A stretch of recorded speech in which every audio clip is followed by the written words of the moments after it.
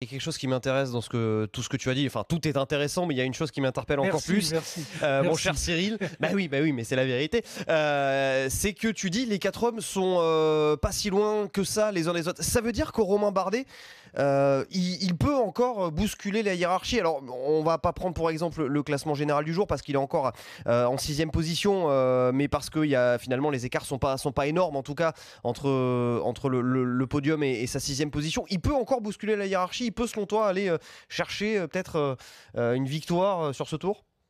Victoire d'étape, oui, ça, il a les possibilités. Il fera quand même atteindre les Pyrénées maintenant, hein, parce que on va lâcher les Alpes. On a eu 3 grandes étapes de montagne.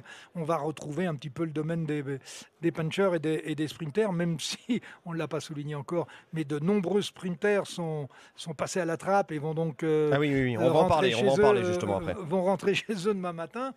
Ça fait partie de la course aussi. Oui, Romain a des cartes à jouer. Romain, il a le podium à aller chercher encore, parce que sur les trois qu'on retrouve devant, c'est-à-dire Geraint Thomas, Dumoulin, enfin Froome et Dumoulin dans l'ordre, il y a Nibali en 4e position, mais déjà, lorsqu'on tombe sur Dumoulin, il n'est qu'à 1 minute et quelques d'avance sur Romain Bardet. Donc le podium est encore possible.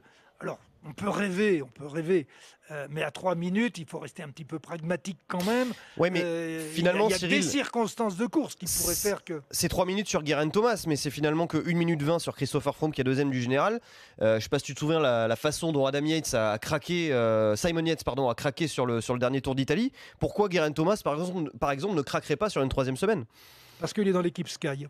D'accord. Bon, mais c'est une vraie réponse.